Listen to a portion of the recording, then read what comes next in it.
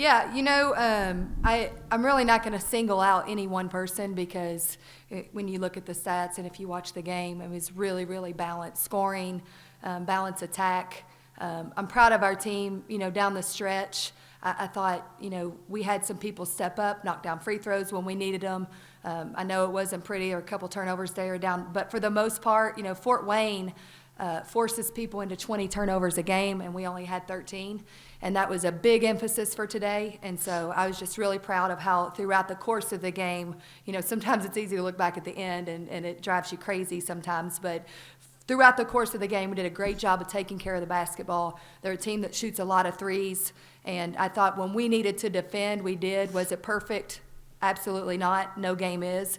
But was just really proud of the team effort, and we got back to being us, pushing in transition. We had 19 assists on 13 and 13 turnovers, which is a huge number for us. And our success, if you look back early in the season, when we were really playing well, it's when we were running and pushing in transition and sharing the basketball, and that's when we're at our best. So hopefully, this is a good start to getting back to that, and we'll transition into Sunday. He's been where your coach said 19 and 9 and assists and limited the turnovers.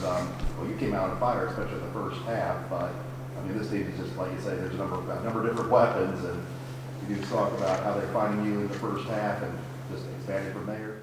Yeah, I just try to be aggressive. I missed our last game, so like I said, I just try to be aggressive. They played a lot of zone, so I stood in the middle and just tried to find my shot. Kennedy, I'm sure this has been doing this not only in your days at George Rogers Clark, but probably since you were real young out the bar wherever you shot the free throws. How much did all that come back in a key situation? Well, I think that was my job.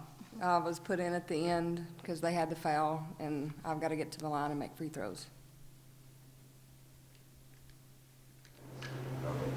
Kamari, you've been near double-double. You've been playing some great basketball lately. So, just how would you describe how unselfish this team is? We're very unselfish. We really care about each other on the court and off the court. Oh my gosh. I just love this team here. Like the connections that we all have with each other. We all get along very well. So that carries on to the basketball court. Yeah, I know they were on those threes. They were setting a lot of screens. It seemed like they were getting them under a little bit. So did the team try to make any adjustments with that? On their screens?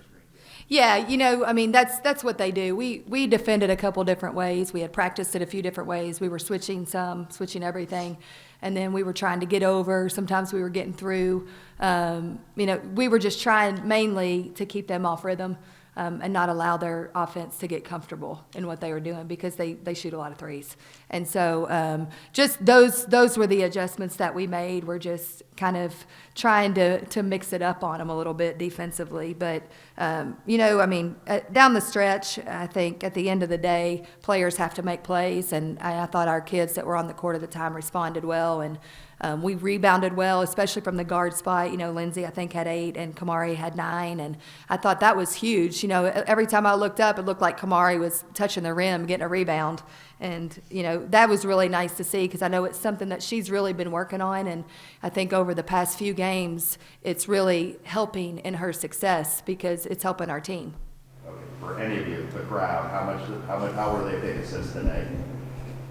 At some points, we couldn't hear very well when we were in huddles. We had to keep leaning in. It was very piercing, and I enjoyed it. It was fun to play in front of a loud crowd, and the kids were having a good time. So, I want to just say a quick thank you to everybody. And I don't know if anybody will even see this. Hopefully they will, but I just thought our marketing crew, I thought our staff, there were a lot of coaches up in the stands. I looked up, saw people volunteering and helping. This is a big undertaking. That was a lot of kids in here. And so I want to give a shout out to just the athletic department as a whole because it took a lot of people to put this together. And, kids have to get here and buses have to be parked. And, it's from facilities to the parking crew to everybody, all the ushers and everybody trying to help. So just a huge shout out. I thought it was a great, great event and something I always look forward to because, your hope is these kids come in, they see Northern Kentucky and they're like, Mom, Dad, we want to come back. We loved it. We had a good time. And that's how you build a fan base. That's how you build for the future.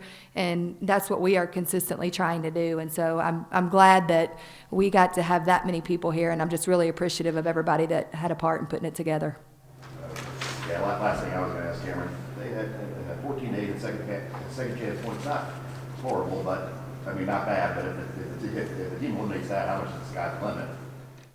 Yeah, we have to do a good job of boxing out, but I thought we really did today. I know that, they scored on their offensive rebounds, but our goal every game is 10 or less, and as we all remember, 2 games ago we gave up 27, so I'll take 10.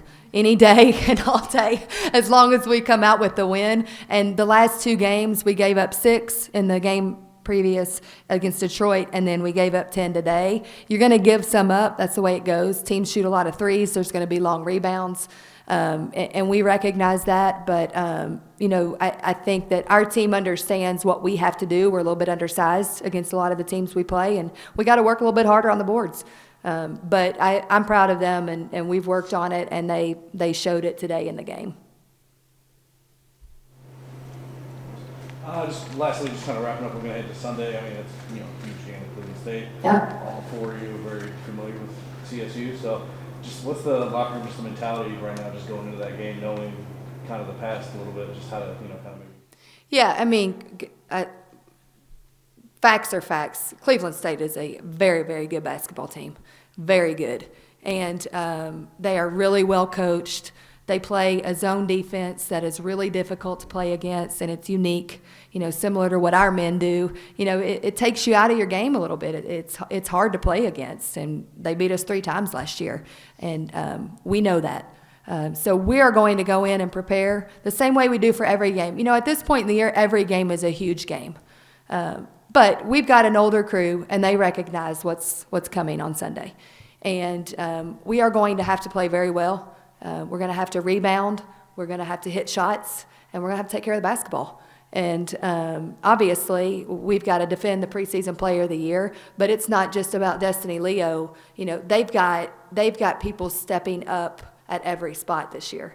And it's a different team than last year. And I think, no offense to last year's players or their team last year, but I think they're a better team this year. But our kids just have to step on the court with confidence, and we will be prepared. We'll be ready to go. And, you step on the court, and that's why we play the game. So it's going to be a big challenge for us. But we look forward to those challenges, and, I look forward to those challenges. And all of it is just to help us prepare for what we're looking toward in March and in the tournament time.